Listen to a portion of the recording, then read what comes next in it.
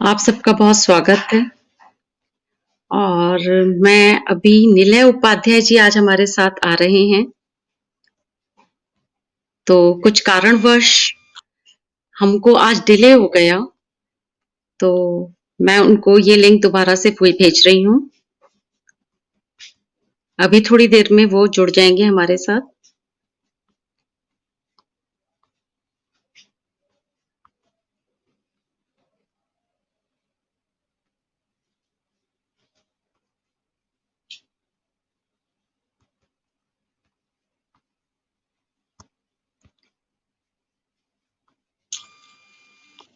आज बहुत दिन बाद हम लोग एक मुलाकात के लिए उपस्थित हैं। राहुल मिश्रा जी प्रणाम, आप जुड़ चुके हैं और कुछ तो प्रॉब्लम आ रही थी लैपटॉप में, तो मैं इससे जुड़ी हूँ आप लोगों के साथ। और कुछ एरर शो कर रहा था बहुत देर से। मधुकर जी बहुत प्रणाम है आप लोगों को और I am really very sorry, 15 minute late हो गए हैं और थोड़ा सा शायद और वक्त लगेगा क्योंकि अभी मैंने उनको दोबारा से भेजा है लिंक। मेरे ख्याल से आप लोगों को मेरी आवाज आ रही होगी, आप लोग थोड़ा कंफर्म करते हैं बिकॉज ये सब कंफर्म करने का भी टाइम नहीं मिला आज। तो अभी आप ही लोग मेरी थोड़ी हेल्प करेंगे ये कंफर्म करके कि आवाज ठीक आ रही है। तो इतनी देर में वो हमारे साथ उपस्थित हो जाएंगे और हम लोग बातचीत करना शुरू करेंगे। निलय उपाध्याय जी आ रहे हैं हमारे बीच में। निवेदिता थैंक यू, आपने मेरे को कंफर्म किया आवाज ठीक आ रही है। मैंने उनको दोबारा से लिंक भेजा है। नीलम प्रभा जी नमस्कार, आप जुड़ चुकी हैं।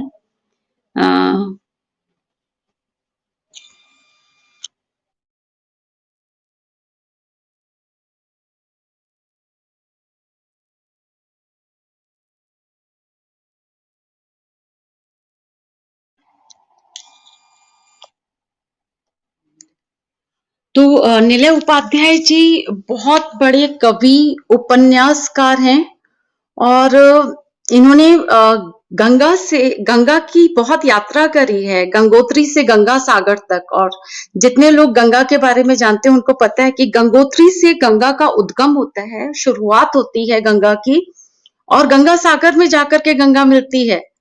और उन्होंने ये पूरी यात्रा साइकिल से करी है। तो ये एक ऐसी चीज थी कि जिससे कि मैं बहुत ज्यादा आकर्षित हुई इन व्यक्तित्व की तरफ कि मैं इनको एक बार बुलाऊं यहाँ पटल पर आप लोगों के साथ और सबकी सबकी उपस्थिति में एक बार उनसे बातचीत हो और हम भी जाने कि कैसे करके, मतलब उन्होंने ये तो बहुत बड़ी प्रेरणा है हम सबके लिए और कैसे करके उन्होंने ये किया। इसके अलावा भी देवों के देव महादेव सीरियल की पटकथा इन्होंने लिखी है और कई फिल्मों की पटकथा लिखी है इन्होंने। तो अभी पूनम ने भी आप लोगों को थोड़ी देर पहले इनके बारे में बताया। बस मैं उनका वेट कर रही हूँ, थोड़ी देर में वो हमारे साथ उपस्थित हो जाएंगे और काफी लोग आ चुके हैं। अनुराधा जी नमस्कार, नमिता जी नमस्कार, मनोज शर्मा जी बहुत स्वागत है आपका, पूनम शर्मा जी बहुत स्वागत है आपका। सब लोग वेट कर रहे थे और थोड़ा सा लेट हो गया। सुरेखा साहू जी नमस्कार। तो हम आप लोगों से तब तक थोड़ी देर बात कर लेते हैं जब तक वो जुड़ेंगे हमारे साथ। हमारा अनुकुंज लिटरेचर फेस्टिवल बहुत अच्छा गया और उसके लिए एक एक सदस्य को मैं फिर से धन्यवाद देना चाहती हूँ। बहुत अच्छा, बहुत सफल गया और जो फीडबैक मिल रहे हैं कि इस तरह का ऑनलाइन उत्सव लोगों ने नहीं देखा और ये सब आप लोगों की वजह से ही हो पाया। आप लोगों में से ही एक सदस्य ने कुछ फीडबैक शेयर किया कुछ दिन पहले कि निवेदिता जी, जैसा हमारे इस पटल पर एक परिवार जैसा माहौल है ऐसा दूसरे पटलों पर नहीं है और इस पटल पर सब लोग एक दूसरे की बहुत इज्जत करते हैं और चाहे वो एक दूसरे के विचार से चाहे सहमत भी नहीं होते हैं तो भी अगर रखना भी होता है अपने विचार तो बहुत पोलाइटनेस से रखते हैं। तो ये जो स्वभाव है, जो विनम्रता है, सारे सदस्यों की आपस में जो मेल-जोल है और एक परिवार जैसे एक दूसरे का सम्मान रख करके बात करनी, ये बिल्कुल दूसरे पटलों से हमको अलग करता है। तो सुनकर बहुत खुशी हुई और अगर ये ऐसा माहौल बना हुआ है, तो किसी 1-2 सदस्य से तो नहीं बन सकता ऐसा माहौल। इस पटल का एक-एक सदस्य इस माहौल को बना रहा है और आप सब जो इस अनुगुंज पटल के सदस्य हैं, आप सबको क्रेडिट जाता है कि अगर ऐसा माहौल बना हुआ है और इस तरीके से सब लोग एक दूसरे के साथ हाथ से हाथ मिलाकर साहित्य यात्रा कर रहे हैं और एक दूसरे को बहुत प्रोत्साहित करते रहते हैं, एक दूसरे की कविताओं पर और रचनाओं पर एक दूसरे को प्रोत्साहित करते हैं और एक दूसरे को सब गाइड भी करते हैं। अगर किसी को कुछ विधा में प्रॉब्लम है तो एक दूसरे को गाइड भी करते हैं। तो बहुत अच्छा लग रहा है इसमें। अनीता चंद जी नमस्कार। निवेदिता श्रीवास्तव जी बहुत प्रणाम आपको। यस, हाँ, it was hit. Nivedita ji लिख रही हैं it was hit Anugunj literature festival. Neelam ji बहुत प्रणाम आपको। विनोद भृंग जी बहुत प्रणाम। आप लोग सब जुड़ चुके हैं, बस अभी गेस्ट का ही वेट हो रहा है, मेहमान साहब हमारे जुड़ जाए हमारे साथ, तो उनको दोबारा से आमंत्रित किया है मैंने।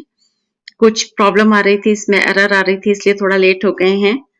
और तो रिश्तों की बात अनुगुंज के साथ हम लोगों ने शुरू किया है। तो वो 10 तारीख, हर महीने की 10 तारीख को हम लोग रिश्तों की बात अनुगुंज के साथ शुरू कर रहे हैं। और अगर कोई आना चाहते हैं अपने किसी रिश्तेदार के साथ, और मतलब जिनको उनकी भी कुछ प्रतिभा है और आपस में एक दूसरे को स्पेस दे करके, एक दूसरे का हाथ बढ़ा करके जब प्रतिभाओं का विकास परिवार के अंदर होता है, तो उससे ज्यादा अच्छी बात तो कुछ नहीं है। इसी चीज को हम प्रोजेक्ट करना चाहते हैं अपने नए कार्यक्रम रिश्तों की बात अनुगुंज के साथ। जो भी लोग अगर इसमें आना चाहते हैं वो हमें संपर्क करें, हम उनका कार्यक्रम रखवाएंगे। दूसरा, हम लोगों ने जो सोवेनियर का बोला था उसका बहुत अच्छा रिस्पांस नहीं आया है, तो उसकी जगह हम लोग सोच रहे हैं एंथोलॉजी निकालते हैं। तो बहुत दिन से बहुत सारे सदस्यों ने हमको बोला भी था कि एक एंथोलॉजी अनुगुंज की तरफ से होनी चाहिए, तो उसी दिशा में हम लोग प्रयास कर रहे हैं ताकि एक एंथोलॉजी निकाल पाए। और इसके अलावा हम लोग जो ऑफलाइन इवेंट करा रहे हैं 14 फरवरी को वैलेंटाइंस डे के उपलक्ष्य में, हमने वेन्यू बुक कर दिया है। इवेंट लॉन्च आज रात तक हो जाएगा। तो जितने भी गुड़गांव और दिल्ली एनसीआर के सदस्य हैं वो आ सकते हैं वहां पर अपना परफॉर्मेंस देने। जो भी हम वेन्यू शेयर करेंगे, 3 घंटे का कार्यक्रम रहेगा 14 फरवरी को, 3 बजे से लेकर के 7 बजे तक 4 घंटे का है और बहुत अच्छा लगेगा। सारे अनुगुंज के सदस्य एक जगह पर इकट्ठा होंगे। तो अभी हम गुरुग्राम से शुरू कर रहे हैं और आगे का हमारा प्लान यही है कि डिफरेंट शहरों में भी हम लोग इसको ऑर्गेनाइज करें। तो ये हमारे आगे के प्लान हैं जो हम आपसे शेयर करना चाहते थे। इंस्टाग्राम में हम लोगों ने थोड़ा सा चेंज किया है। इंस्टाग्राम में हम लोग पहले जैसे वहां पे भी स्वरचित कविताओं का काव्य पाठ रखा था, लेकिन अभी हम लोग उसको थोड़ा चेंज करके उसमें जो भी हमारे पुराने साहित्यकार हैं, बहुत फेमस प्रसिद्ध कवि, और जो भी इंग्लिश हिंदी के गजलकार, उर्दू के और इंग्लिश के भी, तो जैसे कीट्स की, शेक्सपियर की, उन सब की पोएम्स अगर कोई भी रिसाइटेशन कर पाए वहां पे इंस्टाग्राम में, तो वहां पे ये प्रोग्राम चेंज किया है। तो ये सब कुछ प्रोग्राम्स थे जो कि हमारे जो हम लोग चेंज कर रहे हैं, उसके बारे में मैंने आपको बता दिया। एक बार मैं और देख रही हूँ कि उनको क्या प्रॉब्लम आ रही है जुड़ने में, तो उनका वेट कर रही हूँ मैं ताकि वो जुड़ जाएं। मनोज शर्मा जी मैं लिख रहे हैं कि मैं इनका प्रशंसक हूँ, मैंने भी सहारनपुर से हरिद्वार साइकिल से बहुत बार यात्रा की है। अच्छा ये भी एक बहुत बड़ी बात है। आप पिछले जमाने में बहुत साइकिल चलाते थे, अभी तो साइकिल चलाने का चलन थोड़ा कम हो गया है। और तो एक बार और मैं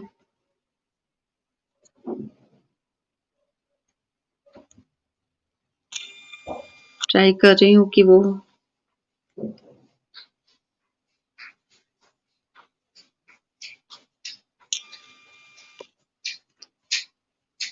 नहीं आ पाए अभी तक हमारे साथ।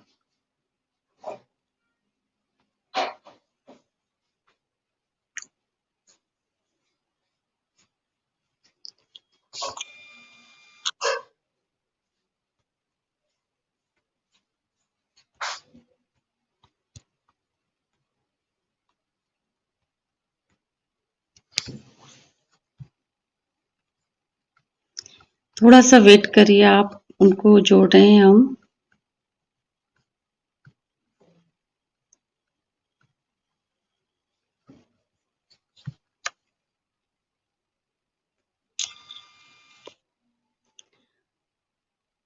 मधु करे ji, happy to hear about the upcoming events लिख रही हैं। Thank you so much. थोड़ा मेरे को थोड़ा प्रॉब्लम हो रही है कि निलय जी नहीं आ पाए अभी तक, तो उनका ही वेट कर रहे हैं ताकि प्रोग्राम को शुरू कर पाए हम लोग। बहुत मुश्किल से आज लाइव हो पाई हूँ, तो मेरे को लगा कि पहले मैं लाइव आ जाती हूँ, फिर उनको इनवाइट करूंगी। तो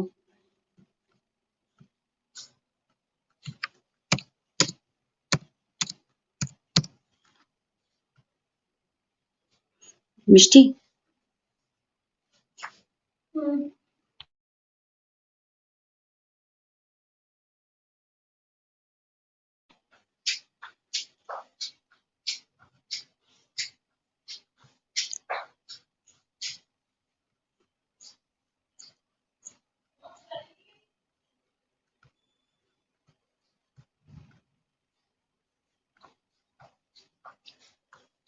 आप लोग भी वेट कर रहे हैं, तो मेरे को जितना अपडेट देने थे मैंने दे दिए। अब now I am really waiting for him, ताकि वो आ जाएं। Do you have his number? No.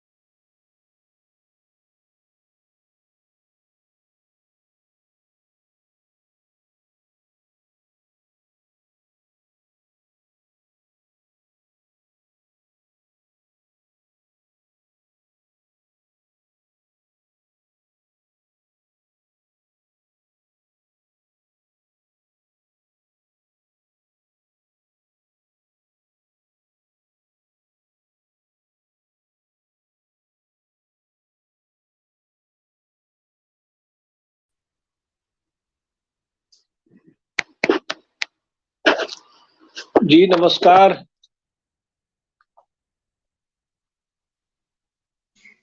नमस्कार निलय जी, अब आप जुड़ पाए। नमस्ते। तो जा मुझे रही है आपकी आवाज? आवाज नहीं क्लियर आ रही है। हाँ, अभी ठीक है। बहुत बहुत प्रणाम चलिए। आपका और बहुत स्वागत है आपका। तो हमारे बहुत सारे श्रोता आपका वेट कर रहे थे बहुत देर से, और हमारे साथ काफी श्रोता जुड़े हुए हैं। सब आपको सुनना चाह रहे हैं आज। और चलिए थोड़ा पहले, सब हाँ जी, सबको मेरी तरफ से प्रणाम बोलिए। जी जी, तकनीकी खराबी का हम लोग कुछ कर नहीं सकते हैं। कुछ नहीं कर सकते जी। तो मैं नीलय जी का एक छोटा सा परिचय दे रही हूँ मैं आपको, और जो कि मैंने ऑनलाइन उठाया है, इनसे इतनी बात नहीं हो पाई मेरी। और उसके बाद कुछ बात करनी शुरू करेंगे नीलय जी के साथ। तो 28 जनवरी, नीलय जी मैंने ये ऑनलाइन परिचय उठाया है, अगर कहीं कोई गड़बड़ हो तो आप बता दीजिएगा। चलिए कोई गड़बड़ नहीं हो, सीधा खड़ा हूँ सामने परिचय का कोई जी जो आपने उठाया है ठीक है। जी, 28 जनवरी 1963 को बिहार में जन्मे नीलय उपाध्याय जी हिंदी के सुपरिचित कवियों में से एक हैं। इनके कविता संकलन है अकेला घर हुसैन का, कटौती और जिभह बेला। इनके 2 उपन्यास अभियान और वैतरणी प्रकाशित हो चुके हैं। इन्होंने गंगोत्री से गंगा सागर तक की साइकिल से यात्रा करी है। ये बॉम्बे में रहते हैं, मुंबई में, और पटकथा लेखन से जुड़े हुए हैं। देवों के देव महादेव सीरियल और कई फिल्में लिख चुके हैं। हाल ही में इनका लिखा नाटक पॉपकॉर्न विद परसाई काफी लोकप्रिय हुआ है। पहाड़ इनका तीसरा उपन्यास है जो दशरथ मांझी के जीवन पर आधारित है। तो ये तो इनका बहुत, मैंने इनका इतना विराट परिचय है जिसमें से मैं एक छोटा सा परिचय मैंने देने की कोशिश करी है। और निलय जी, आपका अनुगूंज के पटल पर फिर से स्वागत करती हूँ। और आज मतलब धन्य है हमारा पटल कि आप जैसे इतने महान व्यक्तित्व हमारे पटल पर पधारे हैं, और आपका बहुत बहुत स्वागत है। जी, आभार। आप जी नीलय जी, आप कवि हैं, उपन्यासकार भी हैं, पटकथा लेखक भी हैं। आपकी साहित्यिक यात्रा के बारे में जानना चाहेंगे। कब, कैसे और कहां से शुरू हुई आपकी साहित्यिक यात्रा? जी निलय जी। देखिए, साहित्य की यात्रा का वितान ये 8वीं कक्षा से शुरू होता है। 8वीं जी। कक्षा में गांव के किसान परिवार की तरह के परिवार का था। पिताजी शिक्षक थे लेकिन किसान ही थे। गांव में दरवाजे पर एक गाय रहती थी जो बच्चों को दूध खाने के लिए पिताजी हमेशा रखते थे। मेरा काम अच्छा। होता था कि स्कूल से जब मैं लौट करके आता था तो जाकर के हरा चारा खेत से ले आना था, और पिताजी आते थे तो उसमें गणासी से कुट्टी काटनी होती थी, पिताजी काट देते थे, और इस तरह का एक संतुलन था। मैं फुटबॉल का प्लेयर भी था। कभी-कभी मैच जिस दिन हो जाता था उस दिन ये रूटीन टूटता था, क्योंकि उसमें स्कूल से भी आधी पढ़ाई करके भागना होता था। मैच किसी दूसरे गांव में था, तो मैच खेलने के लिए हम लोग निकल गए दूसरे गांव में, और लौटते लौटते रात हो गई। आया तो पिताजी ने एक पत्रिका दी और कहा कि देखो 10-10 साल के लड़कों की कहानियां छपती हैं, और तुम्हारी उम्र 12 साल के आसपास है। अब और ये वो बात मुझे लग गई। उन्हीं दिनों एक घटना हुई। एक लड़का था, वो बीड़ी पीना शुरू किया था, और पुआल पर खलिहान में जाकर के बीड़ी पीते पीते सो गया और खलिहान में आग लग गई। वो उसी घटना को कहानी बना करके, उस समय कुछ नहीं जानता था, उसी पत्रिका बाल भारती में मैंने छपने के लिए भेज दी। फिर मैं उसे भूल गया। एक लंबे अंतराल के बाद जब मैं सब कुछ भूल चुका था कि मैंने कभी लिखा था, मैंने किसी पत्रिका में भेजा था, अचानक बाल भारती पत्रिका मेरे पास आ गई और 4 रुपए 80 पैसे का मनी ऑर्डर आ गया। अच्छा। तो अचानक जो है वो सारा कुछ, सब कुछ बदल दिया उस घटना ने। पिताजी ने भी देखा, स्कूल के शिक्षकों ने देखा। अब जो हिंदी के शिक्षक थे वे मुझे ज्यादा प्यार करने लगे। टिफिन की घंटी में आकर के मेरा सब कुछ वर्तनी ठीक करने लगे, और एक अनजाने जो एक छोटे गांव के दायरे में और एक छोटे स्कूल के दायरे में मुझे लेखक की तरह का महत्व मिलने लगा। वहां से मेरी रुचि पैदा हुई, और इस रुचि पैदा होने का फल ये हो कि पिताजी और किताबें ला करके देने लगे। पहले जो सिर्फ पत्रिकाएं ला करके देते थे, वे किताबें ला करके देने लगे, और वो यात्रा वहीं से लगभग आरंभ हो गई, और आज तक निरंतर वो जारी है। बहुत बढ़िया। तो लिखने में किताबों की भूमिका ज्यादा रहती है। मतलब जैसे मैं भी पटल में जितने भी हमारे कवि लेखक हैं, मैं हमेशा यही कहती रहती हूँ कि जितना ज्यादा पढ़ेंगे उतना ही ज्यादा परिष्कृत लिखेंगे। मैं भी इस चीज को बहुत मानती हूँ। बिल्कुल बिल्कुल, क्योंकि आप क्या क्या करते हैं कि आपके भीतर जो एक चरित्र निर्धारित होता है, तो उसके पीछे एक लंबी विरासत है। आज अगर आप लिखना शुरू करते हैं तो ऐसा नहीं है कि आप पहली बार आज लिखना शुरू कर रहे हैं। यह एक परंपरा है, और पढ़ना आपको आपकी परंपरा से जोड़ता है, आपके कथ्यों से जोड़ता है। आप जब अपने को पहचानना चाहें, या कोई भी लेखक हो तो, पाठक हो तो, या मनुष्य हो तो, जब वो पहचानना चाहता है अपने को कि मैं कैसा हूं, आप अपने को पहचानना चाहें कि मैं कैसी हूं, तो आपको वे तमाम चरित्र याद आएंगे जो आपको पसंद आते थे। बिल्कुल सही बोला आपने, बिल्कुल सही बात है। तो क्योंकि जो सौंदर्य का जो बोध है वो आपके भीतर है, वो सौंदर्य बाहर नहीं है।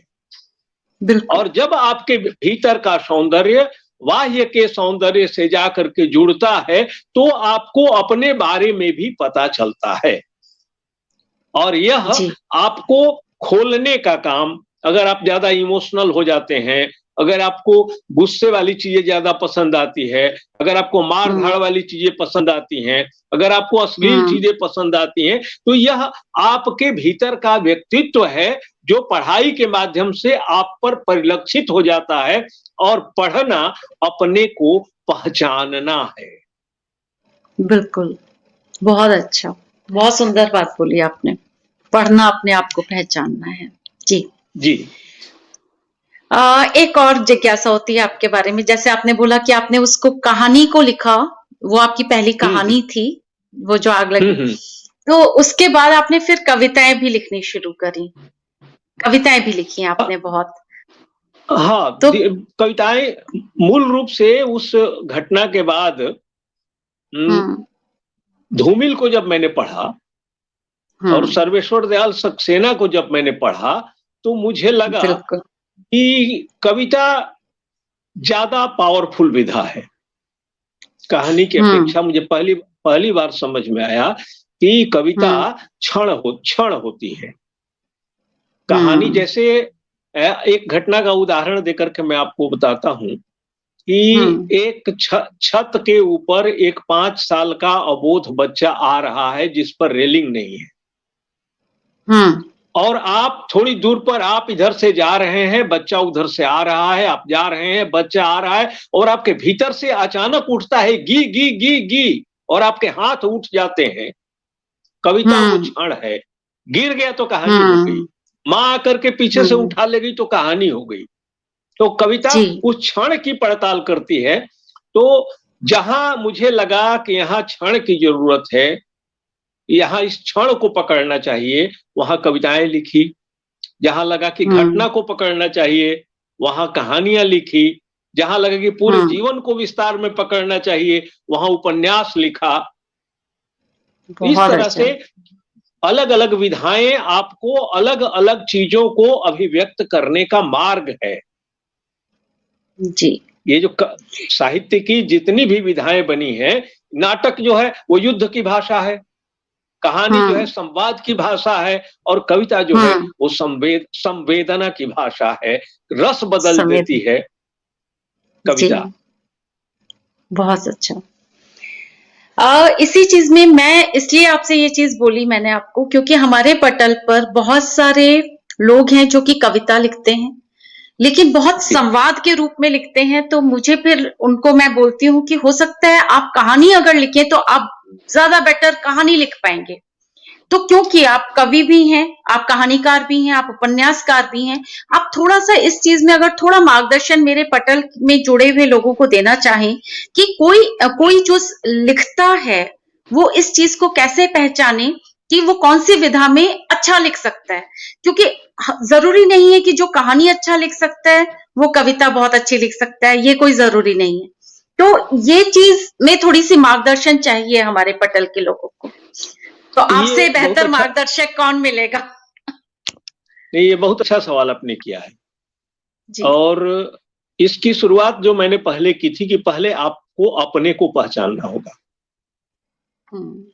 एक रचनाकार के रूप में और एक व्यक्ति के रूप में आपको अपने को पहचानना पड़ेगा पहले, विधा तो बाद में आएगी। बिल्कुल। अब मैंने कब बताया कि आप अपने को कैसे पहचाने, आपका किस चीज में आप ज्यादा, जैसे कविता क्या है, जो ही आपका रस बदल जाता है कविता हो जाती है। अगर आप कहानी की भाषा में और गद्य की भाषा में लिखते हैं और उसी रस में अगर आप कायम रह जाते हैं तो समझिए वो कविता नहीं है। बिल्कुल। जो मैंने उदाहरण दिया कि छत पर जो लड़का आ रहा था, आपके भीतर एक अलग तरह की गति थी, आपके अलग था, लेकिन अचानक कविता के बारे में केदारनाथ सिंह कहते हैं भक से, वो भक वो भक्त से आती है। कविता के बारे में हाँ, मुझे सबसे ज्यादा अच्छी परिभाषा जो है वो वाल्मीकि की लगी। हाँ, अब ये जी। देखिए कि वाल्मीकि तमसा नदी के तट पर बैठे हुए थे। हुँ, जी। सामने क्रौंच पंछी का जोड़ा आपस में खेल रहा था या मैथुन हुँ, रथ था।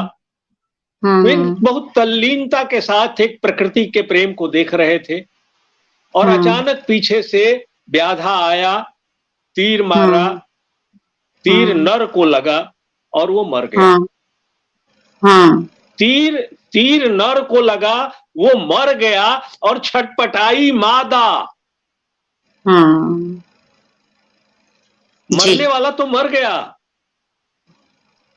हुँ, पहली बार वाल्मीकि ने इस करुणा को समझा कि पीड़ा हुँ, मरने वाले में नहीं, बचे रहने हुँ, वाले में होती है। बिल्कुल। कविता हुँ, सामने जो विषय है जिस पर आप लिख रही हैं उसमें नहीं है, वो कविता आपके भीतर है।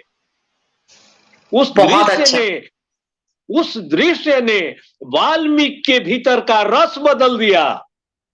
हुँ, जिस बहुत सुंदर। रस में वे प्रकृति के श्रृंगार को देख रहे थे, उस रस में अचानक एक क्रौंच पंछी की मौत ने और उसकी वियोगी उसकी पत्नी के छटपटाने ने कवि का रस बदल दिया। और जब हुँ, कवि का रस बदल दिया, नागार्जुन कहते थे कि नागार्जुन से बहुत बचपन में तिवारी जी के यहाँ आते थे, तो मैंने एक बार ऐसे ही हुँ, पूछ दिया कि बाबा कविता क्या होती है? तो हुँ, हँसने लगे। मैंने कहा अभी नहीं बताएँगे, बाद बाद में आना। थोड़ा हमको हुँ, सोच लेने दो, इतना झट से। फिर शाम को मुलाकात हुई, मैंने पूछा कि बाबा कविता क्या है? तो बाबा ने कहा हुँ, कि निलय एक ठूंठ पेड़ है, हुँ, जिस पर कोई हरियाली नहीं है, जिस पर हुँ, पत्ते नहीं है और जिस पर शाख हुँ, नहीं है और भक से फूल खिल जाए तो समझो कविता हो गई। हुँ। बहुत अच्छा। ठूंठ पेड़ पर ठूंठ पेड़ पर भक से फूल हुँ, खिल जाए। फूल खिलने की जो हुँ, प्रक्रिया होती है वो टहनी की होती है, वो पत्तों से होती है, मंजरियों से होती है, तब फूल आते हैं। लेकिन शुष्क काष्ठ पर भक से फूल खिलाए तो समझो वो कविता है। और ये बात मुझे उस दिन समझ में आई जब वाल्मीकि मुड़े और व्याधा को देखा और शाप दिया, हुँ, कहा कि जा तुम्हें यश नहीं मिलेगा। हुँ, तो बहुत लगा सुंदर। कि न व्याधा से जान पहचान, हुँ, न व्याधा हुँ, का को देखना, और सामने की हुँ, करुणा ने इस तरह उत्तेजित किया कि वो पीछे मुड़ हुँ, करके देखते हैं और एक क्षण में उनके भीतर जो बदलाव आता है वो कहते हैं कि जा तुम्हें कभी यश नहीं मिलेगा, ये श्राप बनती है। और यहीं से कविता की उत्पत्ति मानी जाती है। कविता तो हुँ, वेद कविता की भाषा में लिखे गए थे, लेकिन वेदों की हुँ, में कविता को स्वीकृति नहीं मिली। सबसे पहले कविता को स्वीकृति यहाँ वाल्मीकि के साथ मिली, क्योंकि वाल्मीकि ने हुँ, करुणा को पहचाना था। तो आपके पटल बिल्कुल। पर और हमारे मित्रजन जो कविता लिखते हैं वो हुँ, बस क्यों लिखते हैं, क्या लिखते हैं, हुँ, इससे ज्यादा उन अपने भीतर जा करके उस करुणा की हुँ, पड़ताल करें। और उस करुणा बिल्कुल। की पड़ताल से उनके भीतर और उनके ठूंठ वृक्ष पर हुँ, जो फूल खिलता है वो उनकी कविता अगर होती है तो है। तो दूसरी है। चीज कि हाँ, दूसरी चीज कि जिस भाव को आप लिखते हैं, हुँ, मान जी। लीजिए कि मैं किसी से प्रेम करता हूं या हुँ, आप किसी से प्रेम करती हैं, एक भाव है ना जो आपके भीतर है। जी, और बिल्कुल। वो बात जो शब्दों में आपने लिखा है वो दोनों के भीतर सामंजस्य है कि नहीं है। बहुत सुंदर। एक एक सत्य आपके भीतर है और एक सत्य हुँ, आपके बाहर है, और बाहर और अंदर के सत्य की एकता कवि ही समझ सकता है। अगर वो एकता बहुत है अच्छा, तो कवि है, बहुत नहीं एकता है तो ये कविता नहीं है। बहुत सुंदर, बहुत सुंदर। मन के भीतर के भाव और लेखन जो आपने लिख दिया, उन दोनों के बीच सामंजस्यता होनी बहुत ज़रूरी है, तभी कविता है। बहुत सुंदर बात, बिल्कुल, बिल्कुल। बहुत अच्छा। एक नीलेश जी जनक हाँ, हाँ, हाँ। जी। नहीं, बोलिए। हाँ जी, नहीं बोले, बोले, बोले। जनक और याज्ञवल्क्य के बीच का एक संवाद है। हुँ, जनक के यहाँ जब याज्ञवल्क्य ही वेदों की अग्नि लेकर के पहुंचे थे, तो जी। याज्ञवल्क्य एक तरह से जनक परीक्षा ले रहे थे। उन्होंने पूछा हुँ, था कि हुँ, हे याज्ञवल्क्य, ये बताइए कि मनुष्य दिन में किसके प्रकाश से प्रकाशित होता है? उन्होंने कहा हुँ, सूर्य के। कि हुँ, और जब सूर्य न हो तो लगे चांद के। बोले कि और हुँ। जब चांद भी ना हो तो उन्हें कहा अग्नि स के। हुँ, और जब अग्नि भी ना हो तो हुँ, उन्होंने कहा ध्वनि के। हुँ, कहते कि और जब ध्वनि भी ना हो तो आज जिस दौर में हम लोग जी रहे हैं, हुँ, कविता के आसमान में भी हुँ, कोई सूर्य नहीं है। हम लोगों पर जितना हुँ, पहले के बड़े लेखक ध्यान देते थे, आज का कोई बड़ा हुँ। लेखक अपने छोटे लेखकों पर ध्यान नहीं देता। बहुत अच्छा बोला आपने, कोई सूर्य नहीं है, कोई चंद्रमा बहुत नहीं अच्छा, है, कोई बहुत अग्नि अच्छा। नहीं है और कोई ध्वनि भी नहीं है कि आप गलत काम करें तो आपको कोई डांट सके और अच्छा करे तो प्रोत्साहित कर सके। ऐसे में तमाम कवियों के लिए और तमाम लिख रहे लोगों के लिए मैं यही कहूंगा कि जनक ने तब पूछा याज्ञवल्क्य से कि जब सूर्य ना हो, जब चंद्रमा ना हो, जब अग्नि ना हो, जब ध्वनि ना हो, तब किसके प्रकाश में प्रकाशित हो? तो याज्ञवल्क्य ने कहा था आत्मा के प्रकाश में। बहुत अच्छा, आज के बहुत अच्छा। जो कवि जुड़े हैं, वे जब अपनी रचना हुँ, कर्म पर प्रवृत्त हों, वे जब अपनी हुँ, रचनाएं लिखें, तो वे कृपया हुँ, अपनी हुँ। आत्मा के प्रकाश में जा करके देखें, अपनी आत्मा बहुत स के प्रकाश में उसको समझें। कोई हुँ, सहयोग करने वाला नहीं है। कविता अमर होती है। अगर आत्मा के प्रकाश की संवेदना से निकलेंगी तो कोई नहीं रोक सकेगा। वो 7 समुद्र को पार कर सारे जंगलों के सिर पर सवार होकर बादलों पर लहराएगी रंगीन इंद्रधनुष बनकर। कितना सुंदर, बहुत अच्छा बोला आपने। और जो आपने अपने शब्दों से आज प्रकाश दिखाया और ये इससे पूरा पटल आज दृश्य हमारा बिल्कुल मतलब जागृत हो गया है और जितने भी हमारे साथ नवोदित कवि या जो लिख रहे हैं और जो प्रयास करते रहते हैं निरंतर रोज हम लोग नीले जी एक शब्द देते हैं डिफरेंट महाकाव्यों से हम लोग शब्द देते हैं और उसपे ये लोग सब बहुत अच्छी रचनाएं करके डालते हैं तो उनके लिए जी। बहुत ऊर्जा की जरूरत थी जो आज आपने अपने शब्दों से दे दी और मेरे ख्याल से बहुत लाभान्वित होंगे हमारे पटल के सब लोग बहुत बहुत धन्यवाद आपका इस पूरी बात के लिए ठीक, नीले जी धन्यवाद।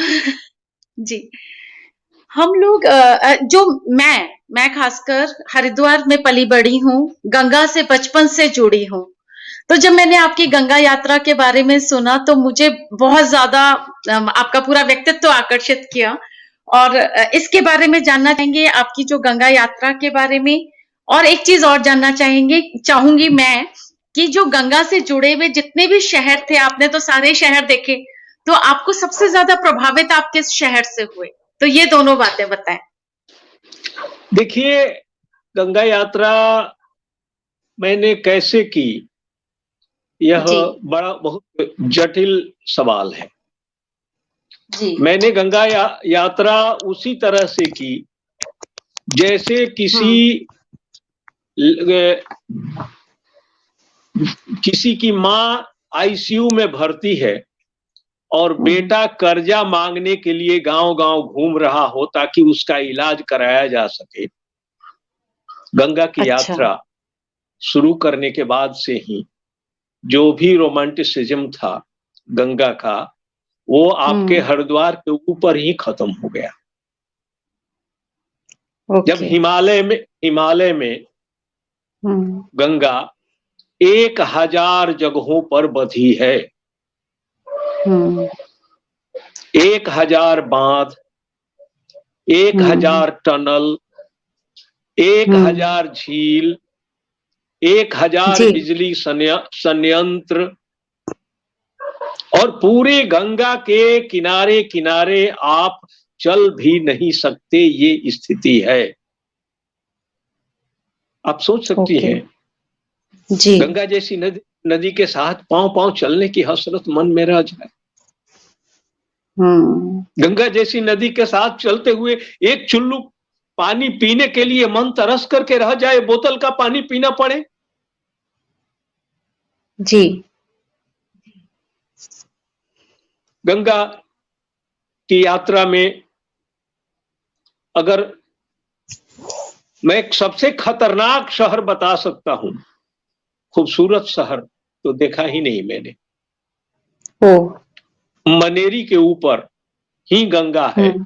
मनेरी के बाद से जो बांस के सिलसिले शुरू होते हैं, उसके बाद अब देखिए, गंगा, मैं लेखक हूं तो गंगा मेरे लिए जितनी रियल है उतनी ही इमेज है और उतना ही मेटाफर है।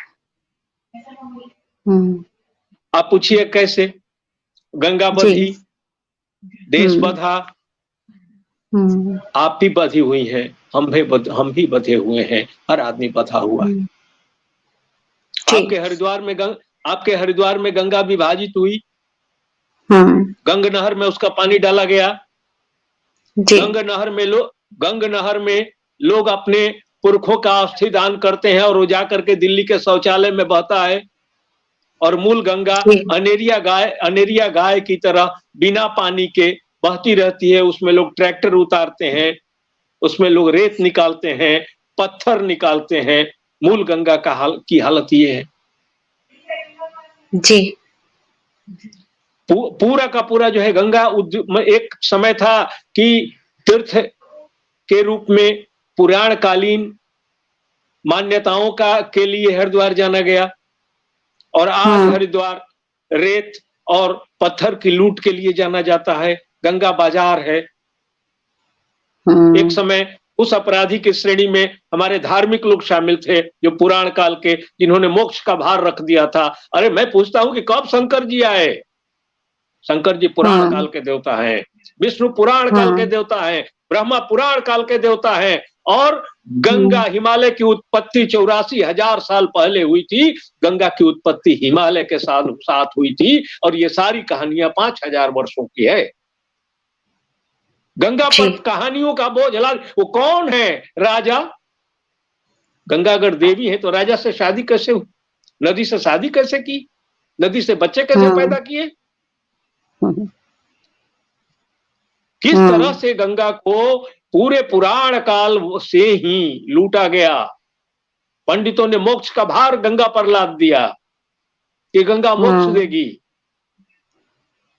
और आज की सत्ता ने गंगा को जल संसाधन बना दिया। तो इस यात्रा में जहां से भी मैं गुजरा, कोई न कोई नाले की कील गंगा में चुभती हुई जरूर दिखाई दी। एक गंगोत्री से लेकर के और गंगा सागर तक जिस शहर के किनारे, जिस जगह के किनारे गंगा बसी हुई है, गांव को छोड़ दीजिए, जिन नगरों के किनारे बसी हुई है, वहां नाले की कील गंगा के छाती में चुभी है और गंगा रही नहीं। गंगा दुखद है। अब नहीं, गंगा अब अपने दो तटों के बीच नहीं, दोनों तट के बाहर बसे लोगों के जीवन और प्यार में बसती है। गंगा अपने तटों के बीच अब नहीं बहती। क्या बात है, बिल्कुल सही बोल रहा है। कोई कविता लिखी होगी आपने गंगा पर, सुना है? ऐसा मुझे लगता है लिखी होगी। नहीं थी वो जो कविता संकलन गंगा राजनीतिक नदी, ऐसे निकलवाता हूँ तो। जी जी। हाँ, बहुत सारी कविताएं लिखी है गंगा पर, एक पूरा कविता संकलन ही आया है। गंगा राजनीतिक नदी है। ये करके। दरअसल अच्छा। मेरी कविता का विषय एक ऐसी स्थिति आती है ना, जब आप जीने लगते हैं तो फिर कविता, हम्म। मुक्तिबोध ने जो कहा था ना कि वो अनुभूति, वो परख होना चाहिए। अन- और मैं इतना इन्वॉल्व हो गया जाकर जी। गंगा के साथ गया, तो इतना इन्वॉल्व हो गया कि मैंने गंगा के लिए घर द्वार सब छोड़ दिया। पूरे 7 वर्षों से अभी मैं आया हुआ हूँ मुंबई में, लेकिन गंगा के लिए मैंने घर द्वार सब छोड़ दिया। एक अभियान की तरह गंगा जगाओ अभियान भी चलाता हूँ। हम्म। लेकिन वो कार्य न तो सरकारी फंड और एनजीओ उस तरह का नहीं, बिल्कुल एक लेखक की तरह जितना मैं अकेले कर सकता हूँ और जो कर सकता हूँ तो वो किस उसके किस सहारे। शहर में किस शहर में वो अभियान वो चल रहा है? वो गंगोत्री से गंगा सागर तक के बीच पूरा वो है। अच्छा, पूरा अभियान नहीं आप है। चला रहे हैं। हाँ, तो हाँ, अगर हम लोग कोई उस अभियान से जुड़ना चाहे उसके लिए क्या कर सकते हैं नीलेश जी? उस अभियान का मतलब कोई धरना नहीं है, हम कोई धरना नहीं जी। करेंगे। देख लिया मैंने जी। स्थिति। स्वामी सानंद मारे गए, हम्म। निगमानंद मारे गए हम्म। और गंगा हम्म। शहादत लेने लगी। तो जी। अब उस अभियान से जुड़ने का मतलब मेरा ना ये है कि दो तरह की प्रकृति है। एक प्रकृति जो हम्म। बाहर है और एक प्रकृति आपके अंदर है। जी। जब आपके अंदर की प्रकृति बदलेगी तो बाहर की प्रकृति बदलेगी। आप अगर इस बहुत अच्छी अभियान बात। से जुड़ना चाहते हैं तो पहले अपने अंदर की गंगा को जिंदा कीजिए। आप बहुत सुंदर। जिस जीवन में जी रही हैं, गंगा के 4 संकट हैं। पहला संकट है बंधन। आप जो जीवन जी हम्म। रही हैं, आप पहले अपने बंधन तोड़िए। विभाजन, हम्म। आप पहले अपने विभाजन को कम कीजिए। आप पहले प्रदूषण, हम्म। तीसरा संकट है। आप पहले अपने प्रदूषण को हम्म। रोकिए। और चौथा संकट है गाद, जो आपके ऊपर गाद जम रही है, उस आप गाद को रोकिए। बहुत अच्छा बोला। बहुत सुंदर। ये अंदर की गंगा को आप अपने जिंदा करें। आपको खुद समझ में आएगा कि आपको क्या करना चाहिए। हमको चुनाव नहीं लड़ना है, हमको मानस, लोग गंगा मानस बदलती है। वाह। ब्रह्मा, गंगा की उत्पत्ति के संबंध में जो कथा है कि शिव की शादी हो रही थी और उस समय ब्रह्मा सती का रूप देख करके उत्तेजित हो गए और लोगों ने हम्म। उनको वहां से भगाया। तो शिव ने वो कमंडल दिया कि ये गंगा है, ये मानस हम्म। शुद्धि करती है। तो गंगा से हम्म। जुड़ने का मतलब कि आप अपना मानस शुद्धि करें। आपको स्वयं रास्ता समझ में आ जाएगा कि हमको क्या करना चाहिए, हमको क्या नहीं करना चाहिए। बहुत अच्छा। और जब इसलिए कि गंगा का आंदोलन कोई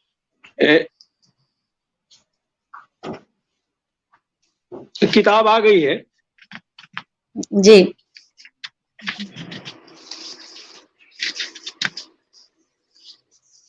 एक कविता है बद्रिकाश्रम। अच्छा, सुनाए। हाँ। स्वागत है। हाँ, बद्रिकाश्रम की पवित्र धरती पर जहां शंख नहीं बजता था, उतरेंगे हेलीकॉप्टर। हम्म। बद्रिकाश्रम की पवित्र धरती पर जहां शंख नहीं बजते थे, उतरेंगे हेलीकॉप्टर।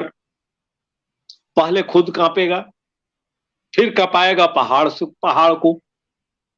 बहुत पहले अच्छा। खुद का पहले खुद कांपेगा, फिर कपाएगा हम्म। पहाड़ को अपने शोर और अपनी हवा से।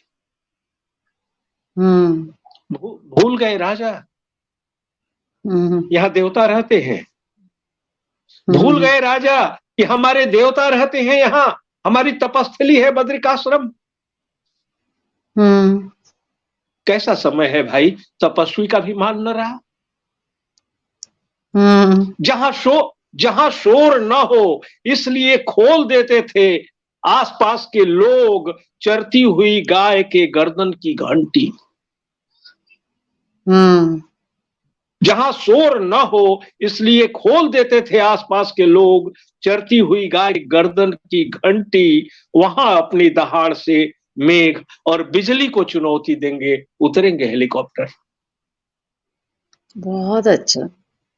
बहुत ही अच्छा, बहुत मेरा मन सुंदर। कांप र, मेरा मन कांप रहा है, हुँ, मेरे मंत्र कांप रहे हैं, हुँ, मेरा मन कांप रहा है, मंत्र कांप रहे हैं, कांप रहा है गंगा का जल, वाह! धरती कांप रही है, कांप रहा है हुँ, जीवन, कांप रही है पहाड़ी नर नारायण की, और जाने हुँ, कितनी चीजें हैं, देखी अदेखी कांप रही हैं। वाह! कौन है भाई, कौन है भाई जो चाहता है कि बद्रिकाश्रम रहे, तपस्थली न रहे? वाह! बहुत सुंदर, कौन कौन है भाई जो चाहता है कि बद्रिकाश्रम रहे, तपस्थली न रहे? बहुत ही अच्छा, बहुत सुंदर। तो आपने बिल्कुल मन की पीड़ा को बिल्कुल उतार दिया कागज़ पर, बहुत ही अच्छा। बद्रीनारायण जी मैं भी बहुत बार गई हूँ, तो ऑब्वियस है हरिद्वार में थी तो बहुत बार ही गई हूँ, शादी के बाद भी गई हाँ हूँ बहुत हाँ बार। हाँ, तो वो तो आपके। तो वो एक ऐसी जगह है जो कि जब 4 बजे वो विष्णु मंत्र का जाप होता है, वहाँ पे पूरा एको होता है पूरे वैली में और वो हाँ हाँ हाँ, उस टाइम एक्चुअली वो देवस्थल ही लगता है, बहुत सुंदर जगह है, बहुत ही अच्छा लगा। एक आप पटकथाएँ भी लिखते हैं, तो एक जी चीज़ देवों के देव महादेव का आपने पूरा लिखा है सीरियल का, तो जी उसका जी। ये कैसे आपने सीरियल के लिए लिखा या फिर आपने पहले लिखा हुआ था, उसको उन लोगों ने सीरियल में डाला? इसके बारे में थोड़ा जानना चाहेंगे? नहीं, वो पहले से वे लोग कार्य कर रहे थे। चैनल के अच्छा, लोग जो है उस सीरियल पर कार्य कर रहे थे, और अच्छा, अच्छा। बीच में कोई अवरोध आ गया। तो हुँ। अवरोध आने के बाद वहाँ एक मित्र थे अनिरुद्ध पाठक, वो आकर हुँ, के हुँ, मुझसे हुँ। मिले, और आकर के हुँ, उन्होंने हुँ। उससे जोड़ा। और हुँ, फिर हुँ। क्योंकि चैनल वालों ने पहले ये कहा था कि ओम नमः शिवाय तो लोग देख चुके हैं, अब ये हुँ, देव के हुँ, देव हुँ। महादेव को क्यों देखेंगे? जी। तो फिर हुँ। महादेव को जो मैंने समझा था, वो मैं जाकर हाँ। के समझाया कि हुँ, हुँ, महादेव हुँ। जो है वो सिर्फ देवता नहीं है। हुँ। महादेव की उत्पत्ति ऋग्वेद में एक पंक्ति आती है जिसका अर्थ है कि एक हवन कुंड है, हुँ, और हुँ, हवन हुँ। कुंड में अग्नि जल रही है।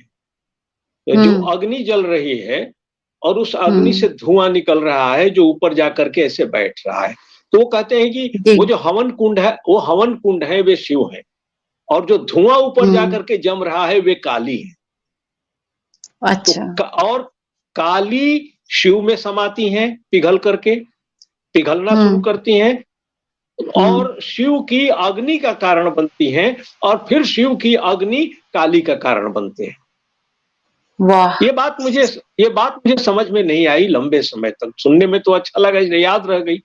एक हुँ, बार मैं हुँ, हुँ। मुंबई से दिल्ली फ्लाइट से जा रहा था, तो आसमान में हुँ। बहुत सारे बादल दिखाई पड़े, जी। और जब इतने इतने बादल कि मेरा एकदम रूई के पहाड़ में मन करता था कूद करके तैरने लगूं। और तो जी, जी। अचानक मुझे वो ऋग्वेद वाली पंक्ति याद आई, हाँ। और मैंने क्या किया कि थोड़ा कवि शरारती तो होते ही हैं, ऋग्वेद के उस हवन कुंड को मैंने बढ़ाना शुरू किया। थोड़ा और बढ़ाया, हाँ। थोड़ा और बढ़ाया, और बढ़ाते-बढ़ाते मैंने पूरी पृथ्वी के बराबर कर दिया।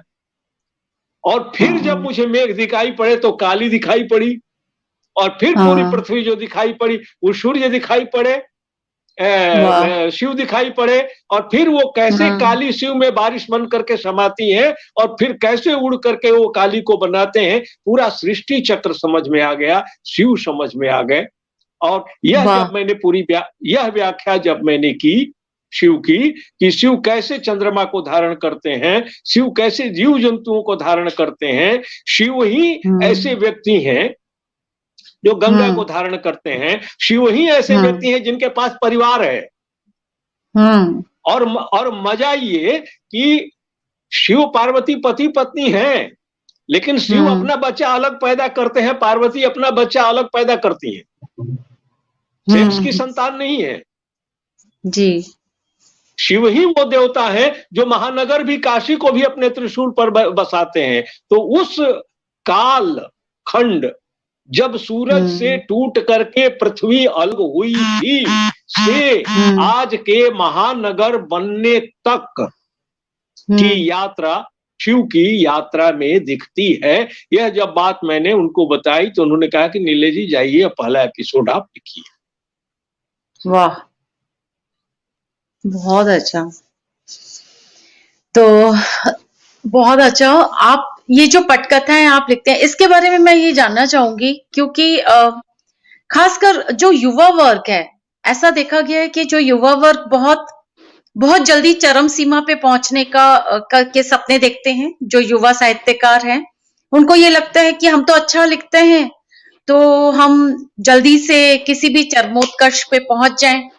एक तो ये बात है, प्लस दूसरी एक और बात है कि जो जो बहुत ही सरल लेकिन बहुत श्रेष्ठ, बहुत उत्कृष्ट साहित्य लिख रहे हैं, तो और जो बॉलीवुड के जो लिरिक्स हो रहे हैं, तो कई बार ऐसा भी लगता है कि अगर ये इतने उत्कृष्ट साहित्य लिखने वाले उधर गाने वगैरह लिखने शुरू करें, तो बॉलीवुड के गाने कितनी अच्छे लिखे जाएं या पटकथाएं कितनी अच्छी लिखी जाएं, तो क्या इतना मतलब इतना मुश्किल क्यों है एक अच्छे उत्कृष्ट साहित्यकार का वहां तक पहुंच पाना और कुछ बॉलीवुड के लिए काम कर पाना? मतलब मुझे ऐसा लगता है कि कुछ कॉन्टेक्ट्स नहीं होने से तो कुछ हो ही नहीं पाता है ऐसे साहित्यकारों का। तो ये कुछ जानना चाहेंगे इसके बारे में? नहीं, ये सवाल आपने उठाया, बहुत बड़ा सवाल है। और जी। बहुत बड़ा इस सवाल में प्रवेश करने के पहले आपको ये जानना होगा कि जी। यह बाजार भी है, हम्म। और बाजार जिस रूप में हावी है, अगर आप अपने समय की बात करें थोड़ा सा, तो जी। वैदिक काल ज्ञान का काल था, बिल्कुल। पुराण काल शक्ति का काल था। जी। देखिए, वेदों में जितने देवता आए हैं अलग हैं, सब प्राकृतिक शक्तियां हैं। जी। गौतम बुद्ध पहले व्यक्ति थे जो हम्म। देवता बने, मनुष्य देवता बने। पुराण काल के देवता सारे मनुष्य हैं और सबके हाथ में हम्म। हथियार है, किसी का लाठी है, किसी का भाला है, किसी का। उसके बाद जब इंग्लैंड में औद्योगिक क्रांति हुई तो वणिज काल आ गया, हम्म। व्यापारियों का हम्म। काल आ गया। जी। और व्यापारियों के इस वणिज काल के पदार्पण के बाद सौंदर्य बोध को विकृत करना हम्म। एक कार्य बन गया। सारी चीज कवर में जाती है, हर चीज लिफाफे में जाती है, हर चीज को चीज सुंदर हो महत्वपूर्ण नहीं है, दिखने में हम्म। सुंदर हो। हम्म। और अगर आप साहित्य की मूल चेतना से जुड़े हुए हैं हम्म। तो आपकी चीजें देखने में उतनी सुंदर नहीं होंगी, क्योंकि समाज सुंदर नहीं है। हम्म। आप उनके भीतर की विद्रूपताओं को उजागर करेंगी। अब आप सोचिए, यहाँ के बहुत बड़े हम्म। राइटर हैं गुलजार। जी।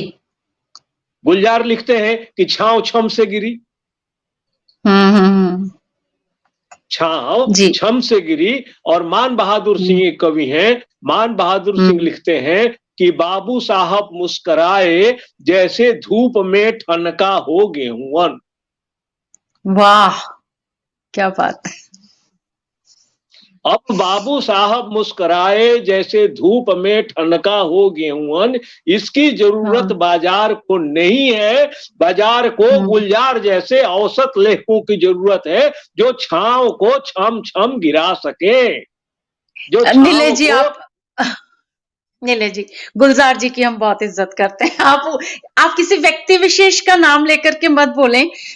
हम सिर्फ इस चीज को जानना चाह रहे थे कि क्योंकि एक सवाल आया मन में, तो इसलिए जानना चाहते थे। किसी व्यक्ति नहीं तो विशेष को ना नहीं, बोले, चलिए क्योंकि हो चलिए, वो सकता है नहीं बहुत नहीं लोग। जी। नहीं नहीं, वो जी। नहीं है। उदाहरण तो देना पड़ेगा ना, उदाहरण में नहीं। उदाहरण तो चलिए, नहीं किसी का नाम लेंगे अब आगे, चलिए।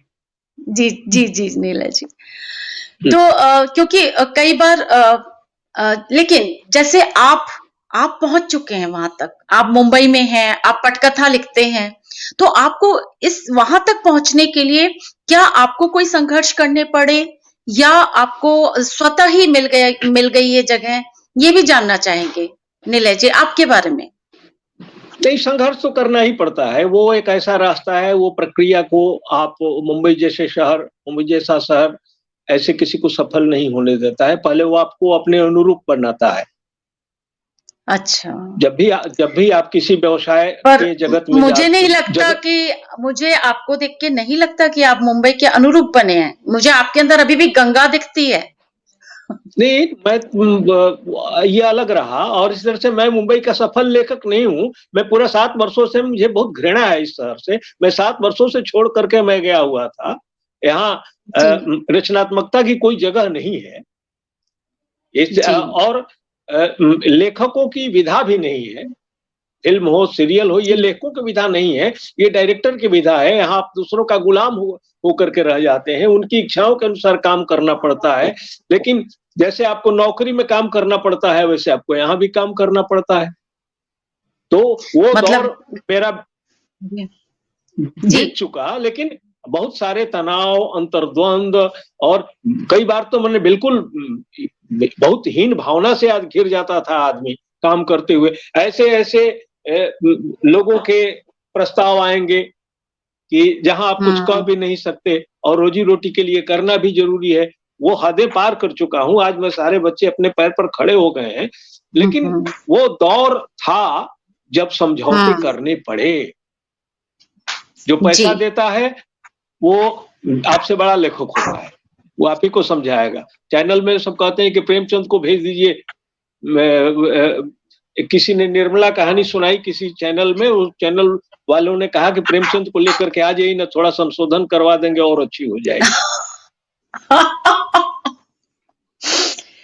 ये जो आपने बताया ना, ये एक ऐसी कड़वी सच्चाई है जो कि क्या कहते हैं ना कि दूसरी तरफ की घास हरी नजर आती है। तो कई लोगों को अंदर की बातें नहीं पता कि एक्चुअली नहीं, लेखनी लेखनी नहीं, नहीं, बंध जाती है वहां पर। जी, हरी नहीं दिखाई देती है, मन के भीतर का लेखक नहीं, मन के भीतर का लालच, मन के भीतर का ग्लैमर खींचता है एक्चुअली इधर। जी, बिल्कुल, जो बिल्कुल। जो जो जो लिखने वालों में जो एक पीढ़ी ऐसी भी आ गई है जो जो हुँ, रचना को समय की पहचान का आधार नहीं बनाते हैं, बल्कि अपनी महत्वाकांक्षा को पूरी करने का हथियार बनाते हैं, अपने नाम और शोहरत बहुत का अच्छा। हथियार बनाते हैं। उन्हें न तो समय से मतलब है, न विचारों से मतलब है और वे सिर्फ अपने लिए करना चाहते हैं। ये महत्वाकांक्षा बहुत अच्छा। उनके भीतर पैदा होती होगी। यहाँ तो लेखक आ करके मेरे जैसा कुंठित हो जाता है कि अपनी बात मैं नहीं कह पा बहुत रहा हूँ। बहुत अच्छा नीलय जी, बहुत अच्छा। और मैं चाहती थी ऐसी कोई बात यहाँ पर आए और थोड़ा क्योंकि ऐसी बातें डिस्कस करके ना लोगों को कहते हैं ना आप प्रकाश दिखा रहे हैं। एक्चुअली आप आज पटल को प्रकाश दिखा रहे हैं और ये चीजें जरूरी हैं डिस्कस करनी। नीलय जी हम आपकी कुछ कविताएं सुनना चाहेंगे हमारे पास अब और हम प्रश्न करके टाइम नहीं वेस्ट करना चाहते हैं। हम चाहते हैं आपको सुने। एक कविता मैं सुनाता हाँ, हूँ, मेरी प्रिय कविता है जी रधिया का भाई। जी सुनाए। बहुत बहुत सारी चीजें लुप्त हो रही हैं, उसमें जी संबंध सबसे ज्यादा लुप्त हो रहे हैं, खास करके भाई बहन के बिल्कुल। संबंध पर। मैंने एक कविता ये लिखी है, रधिया का भाई। हम्म। गांव की पृष्ठभूमि की कविता है। जी रधिया सुनाए। ने रधिया ने गोबर से लीपा। हम्म। पूरी कविता भाई के इंतजार में, एक बहन भाई के इंतजार कर रही है कि अच्छा। रधिया ने गोबर से हुँ, लीपा घर हुँ। आंगन ओसारा और चहकने लगी कि आज भाई आएगा रधिया वाह! बहुत सुंदर। का। रधिया ने गोबर से लीपा घर आंगन ओसारा और चहकने लगी कि आज भाई आएगा रधिया का। हुँ, क्या खिलाएगी, क्या वाह! पिलाएगी, कहाँ बिठाएगी, पहली बार व्यस्तता में इतनी खुश है रधिया। बहुत सुंदर। पहली बार व्यस्तता में इतनी खुश है रधिया। रधिया अपना आंचल धरती की तरह पसार देगी। वाह। रधिया अपना आंचल धरती की तरह पसार देगी, पलकों का बिस्तरा डाल देगी।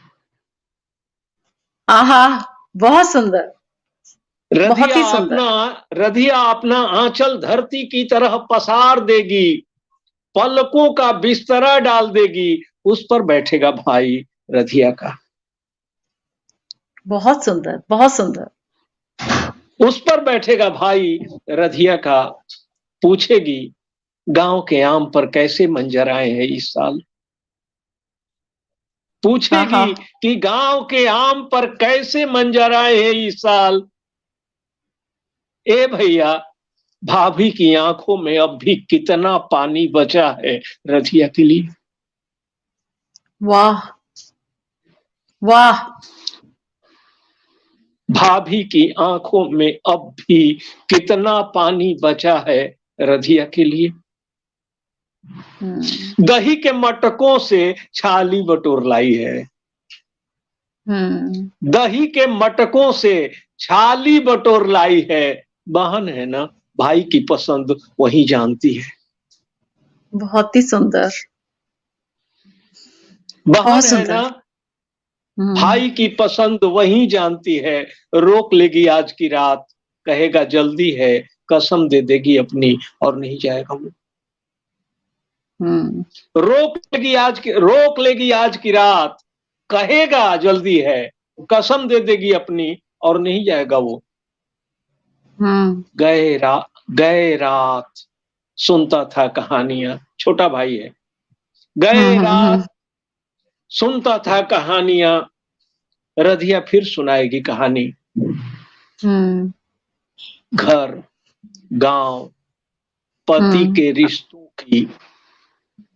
रधिया फिर सुनाएगी कहानी, घर, गांव, पति के रिश्तों की, और बीच में ही चुप हो जाएगी। बहुत सुंदर। रधिया फिर सुनाएगी कहानी, घर, गांव, पति के रिश्तों की, और बीच में ही चुप हो जाएगी। ऐसे में समझ जाएगा रधिया का भाई कि इससे आगे और नहीं कह पाएगी रधिया। बहुत सुंदर। ऐसे में समझ जाएगा रधिया का भाई कि इससे आगे और नहीं कह पाएगी रधिया। रधिया क्या, कोई भी औरत अभी इससे आगे नहीं कह पाएगी। रधिया क्या, कोई भी औरत अभी इससे आगे नहीं कह पाएगी। पहले वो गुस्साएगी, इतने दिनों के बाद क्या कोई भाई आता है।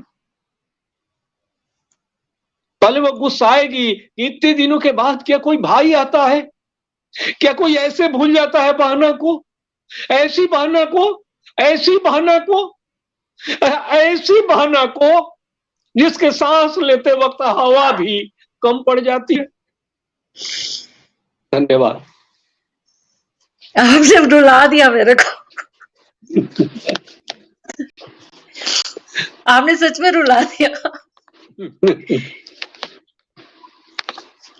बहुत अच्छी कविता, बहुत सुंदर कविता। मुझे लग रहा है श्रोताओं में भी रोए होंगे सुन के। बहुत ही अच्छी कविता है। मतलब, और इसमें सबसे अच्छी बात मालूम क्या है इस कविता में, कि ये कविता एक पुरुष ने लिखी है। मतलब ये जो नारी के मर्म को समझने वाली, मतलब मर्म स्पर्शी, जो ये एक नारी के मन की भावना है, नारी के मन की संवेदना है, और उसको आप लिख के, ये बहुत बड़ी बात है। बहुत ही अच्छी कविता। नहीं हो तो आप अकेले तो होते नहीं है ना, आसपास माँ, बहन, पूरे परिवार का जो ये है कि आप फील कैसे करते हैं। कोई भी, मैंने वही कहा ना कि जो वाल्मीकि को लेकर के कि पीड़ा आपको झेलनी नहीं है, आपको पीड़ा तो झेलता है दूसरा। जो मर गया वो मर गया, उसको कोई दुख नहीं है, कोई करुणा नहीं है। करुणा तो उसमें है जो बचा हुआ है। तो करुणा तो देखने वाले के भीतर होती है। देखने वाला दृष्टा होता है, लेखक होता है, चीजों को गहराई से देखने की बात। जी, बहुत सारे हमारे जो पटल पर हैं सब निवेदिता श्रीवास्तव जी लिख रही हैं, दिल को छू गई कविता, आंखें सही में भर गई। सुशीला शर्मा जी लिख रही हैं, बहन की पीड़ा का सुंदर वर्णन। ऋचा श्रीवास्तव जी लिख रही हैं, कविवर मैं भी रो रही हूँ। बहुत नीलेश जी, ये कविता तो यही है, मतलब इंसान के हृदय तक पहुंच जाए। मतलब आपने जो कहा, आपने जो लिखा, वो हमारे हृदय तक पहुंच गई और कविता की यात्रा पूरी हो गई। कविता की बस भी एक वही है यात्रा होती है। नहीं नहीं, मैंने वही कहा कि जो आप पहले जी हैं, कविता लिखने के पहले जी जो आप हैं, कविता जी सुनने के पहले जो आप हैं, और जी। कविता सुनने के बाद जो आप हैं, कविता लिखने के हम्म। बाद जो आप हैं, दोनों में जो जी, अंतर आता है वही कविता है। वही कविता है। बहुत अच्छा, बहुत ही अच्छा नीलेश जी। कुछ और चलिए, भी अच्छा लगा। कविता सुनाए। कविता एक और कुछ और सुनाए कविता। बहुत अच्छी लग रही है आपसे बात करके। मतलब मैं तो चाह ही नहीं रही हूँ कि आज का कार्यक्रम खत्म ही हो। मतलब आपकी बातें, और आपकी बातों में भी एक काव्य धारा है। बहुत अच्छा, मतलब आपने जिस तरीके से पूरा आज चर्चा करी हमारे साथ और इतनी सारी चीजें बताई हम लोगों को, मतलब बहुत अच्छा लग रहा है नीलेश जी आपसे बात करके। कुछ कविता चलिए, मुझे सुनाए भी ना। और